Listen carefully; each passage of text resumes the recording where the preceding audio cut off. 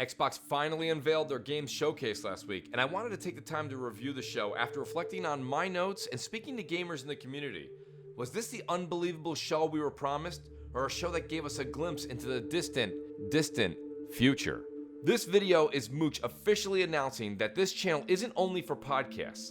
I plan to do videos frequently and discuss the hottest topics. Sometimes saying things that some don't want to hear, but must be said.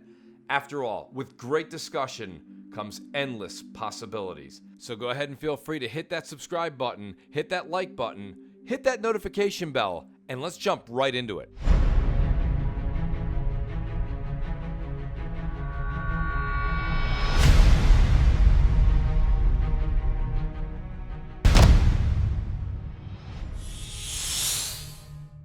Microsoft started off their show with Halo Infinite, and I've got to be honest with you, that was the right move. Halo Infinite is their flagship IP, and so many people, including myself, that caught Halo fever. To be honest with you, it's just a beloved franchise, and it's something that means so much to gamers, and it means so much to Microsoft. And, you know, the initial cutscenes were something quite unbelievable. I thought they looked really, really good. You could tell that 343 put some time and effort into that, and it was quite a showcase. However, once the ship landed, and once Master Chief was making his way out of the ship, well, that's when things changed, and we went from that high production 343 quality to something similar to a Bob Ross painting. The trees didn't move, the grass seemed lifeless, the animations were very dull. Even some of the shadow effects seemed glitched out in the background. Something just wasn't right. It just seemed like it wasn't done. Some are also a bit concerned with maybe where the story's going to go with Halo. Some didn't know if it was going to take off and go into a new direction. Some weren't sure if they were going to do a soft reboot. And so I don't know if the messaging from 343 has come through as clear as we've all wanted to thus far. There is another show rumored to be going on in August, and I'm sure we'll get more information then. The one thing that I have to kind of bring up was I was so excited as we went into watching Halo Infinite at the games showcase, and I kind of left wanting to play Destiny more than I wanted to play Halo. And I thought that that was a bit of a head scratcher. That just wasn't what I was expecting when I was going to watch Microsoft and Xbox Game Studios present Halo Infinite, their flagship IP. So I'm really hoping that we see more from 343 in the August debut. Truly also hoping that when they do show the multiplayer, that brings a whole new perspective to the game. Because after all, let's be honest, the multiplayer aspect of Halo is a major component. So they still have the other half of the pie to show us, and I think that that's going to be a deciding factor on how people welcome in Halo Infinite as they take home the Xbox Series X this fall. A lot of people recently also on Twitter and social media have kind of been a little bit hard on 343 as far as the graphics are concerned and how the game actually presented on screen. I think that that's something that can be worked out, and I think that with Microsoft's new games as a service model is something that can get better and better as time goes on. The question that I have, and I think it's something we all have to sit down and think about, is this game going to sell you an Xbox Series X? And I know everybody says that doesn't matter. Microsoft doesn't care if you buy the Series X. I don't truly believe that. I know that they've said it in the past, but in all honesty, they're making the product. They'd like you to buy it. I think that if we don't see some sort of graphical enhancement in the next coming months, I do believe that will impact some of Series X's sales. And that's because right now we don't have any other launch games that we're truly aware of that are of the magnitude of Halo to get you to go out there and spend anywhere from $500 to $600. We don't know the pricing yet, but when that's determined, Halo Infinite is by far and away the most coveted franchise that we would like to go home with on day one and play on our brand new Xbox Series X. So the graphics need to come up to par with next generation. We've heard Xbox talk about their velocity architecture. We've heard about the 12 teraflops. That's fine. But at the end of the day, if that's not what's portrayed onto our TV screens or our PC monitors, well, then all of that talk was really for naught, and we don't know when we'll see that fidelity or we're going to see those graphics come up on screen. Are we years out? Are we talking this fall? Is it the end of next year? These are things that Microsoft has to prove to us, whether or not we're going to go and spend $500-$600 this upcoming fall. So that'll be a debate we'll have as the months go on.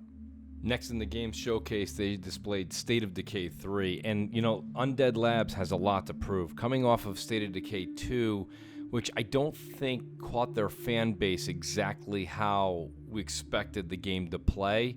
It just seemed like it was a more glorified State of Decay 1 coming off of the 360. And that was a huge success for what it was. But State of Decay 3 basically utilized a CGI and just put forth something that at least gave us hope that the studio is putting forth their best effort. Myself personally, anything that involves zombies or anything in that genre is always welcome. So State of Decay 3, I welcome with open arms. But again, Undead Labs really has a lot to prove, and what we saw in this trailer really didn't give me any warm and fuzzy as we go into next generation. But again, my hopes are up, and I can't wait to see what they will debut when they show us some gameplay for State of Decay 3. Microsoft then went ahead and showed us what Turn 10 Studios was working on, and I'll be honest with you, Turn 10 may be one of their best studios to date. Again, a little bit disappointed here. What did we see? We just saw in-engine captured footage, which is fine, but again, since we haven't had a Forza Motorsport in so long, the fact that we haven't gotten any gameplay shown, it's a bit underwhelming. But that being said, the other thing that I take notice here was that Game Pass is definitely playing a major role with this game as well. It's not going to be Forza Motorsport 8. It's just going to be Forza Motorsport.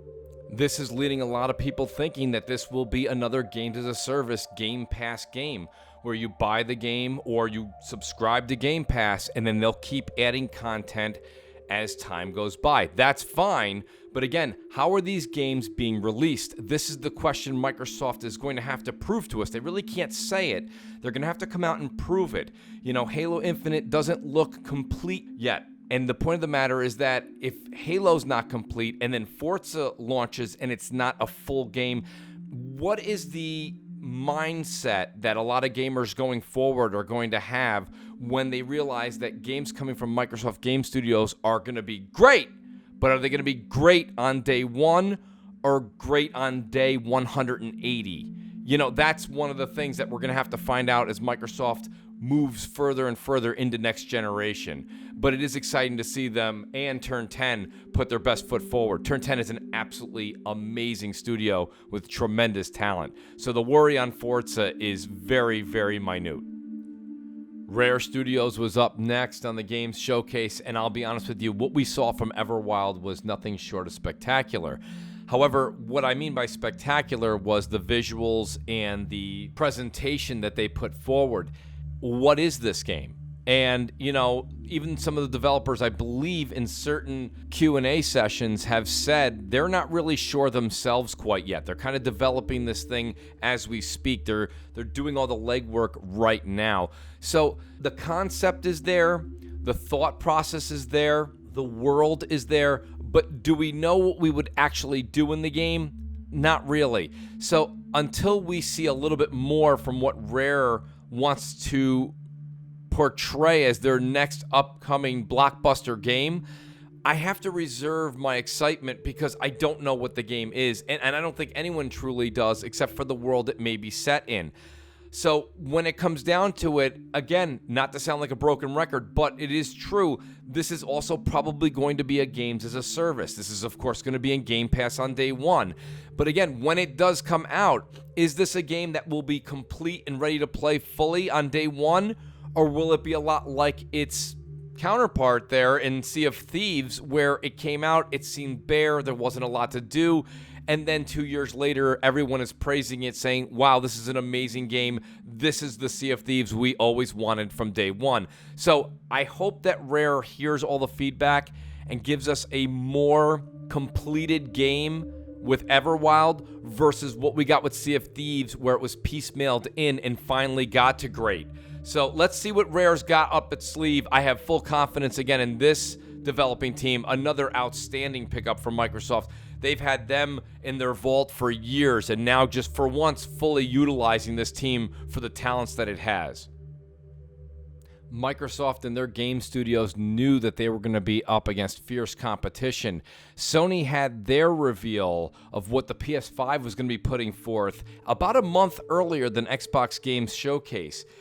And when it comes down to it, you had games such as Spider-Man Miles Morales, Ratchet & Clank, Godfall, Demon's Souls, just to name a few games that they were kind of at least alluding to. If it wasn't going to be a launch title, it would be coming out in the very near future, maybe even 6 months after the console launches.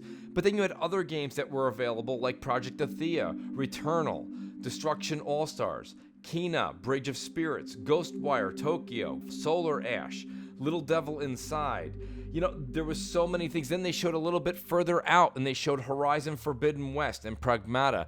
And some of these are timed exclusives, but that doesn't really matter. I think we've all learned that timed exclusives play a major role when you're going to buy a future console. Many people that are hardcore gamers live in the now. And when you live in the now, it means you want to play the game now, currently. You don't feel like waiting 12 months or 18 months or for a contract to expire. So whether these games that Sony presented are coming out in the first 12 months from Sony's first-party studios, or they're coming from respected third parties and they're still going to be console launch exclusives for upwards of a year, that holds a lot of weight with consumers these days when they're making their decision for next-generation consoles. Other games that Microsoft presented at their showcase was Tell Me Why. They did also go into the fact that we're going to be playing Ori in possibly 120 frames, and that's intriguing, don't get me wrong, but even someone like myself that beat Ori and the Will of the Wisps on Xbox One X that was having stuttering frame rate issues even at 60 frames, I'm wondering how they're going to get the 120 to run smooth, but nonetheless, I have full confidence that Moon Studios can get that job and that task completed. Outer Worlds DLC, which looked absolutely amazing as well, and you've really got to tip your cap to Obsidian. They are the shining light in the newly acquired studios by Microsoft in the past years.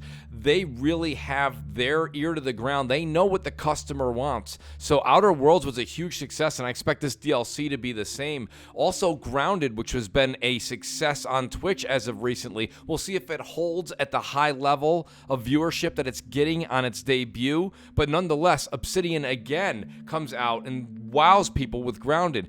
Avowed, just an amazing game that looks to be 2 years out or more, but really looks to hit a home run for Microsoft. So shout out to Obsidian, an outstanding pickup, and I'm really, truly, personally looking forward to Avowed myself. You have other games such as Dusk Falls, Hellblade 2, which honestly, again, Hellblade 2, a bit of a bummer here. This was a letdown. Hellblade 2 should have had something to show besides its National Geographic Iceland video they're releasing. You know, that was something that people really wanted to see after the console debuted at the Games Awards show in December. Psychonauts 2, Stalker 2, The Gunk, The Medium, New Genesis, Crossfire X, and of course the beloved Fable, the rumor that is now guaranteed to happen, or at least we hope so, by Playground Games. And Playground Games has been nothing short of superb. They've almost single-handedly kept the Xbox One on the high end of the metric score for all games this entire generation. So I expect nothing but the best from Playground Games, and Fable is in great hands as far as I'm concerned. But these are the types of games that we saw from Microsoft. And, you know, again, a lot of hype, a lot of excitement. Without seeing release dates announced after each of these showings, it leads me to believe that they are 2 to 3 years out. So again, just like we mentioned at the beginning of the video, we'll say it the same way. Did Xbox sell you on an Xbox Series X? Because that was their idea here. That was the idea of the game showcase, was to either sell you an Xbox Series X or just sell you Game Pass. Did it only sell you Game Pass and not the hardware? But what did you guys think when it comes down to it? Did you think Xbox did a great job on selling the Xbox Series X? Do you think they did a great job on just selling Games Pass? Do you think that that was actually the intent? Myself personally, I went into this saying, okay, Microsoft, sell me on an Xbox Series X. I know I can play the games you're going to make for the foreseeable future on the hardware I have in my home. Show me why I want to put $500 or $600 down on an Xbox Series X. Myself personally, I'm not sure if they really nailed that yet, but they do have another show coming up in August, which I can't wait to see. But I'm interested in hearing what you guys think. So if you don't mind, please in the comment section, let me know, did Microsoft do their job? Did they get you to buy new hardware, or are you just interested in holding on to Game Pass and see where that takes us as we move into the future? I gotta say, it's been a ton of fun making this video, and I hope you guys really enjoyed it. I will be making a lot more videos as we move forward. I wanted to take some time. I want to make great content for you guys. I truly appreciate all the support that Crossfire has gotten over the years, but so many Crossfire fans have asked me to start making videos. So that is something that I'm going to do moving forward. I ask very kindly if everybody will take a moment to please hit the subscribe button. Please hit the like button and the bell, because I got to be honest with you, it really, really does help. It gives the feedback back to Mooch, so I know exactly what you guys like or don't like, and I truly appreciate everyone's time and viewership of this video. Guys, we will be back again next week with another video and another Crossfire, so I want to say thank you again, and we'll see you in the next video.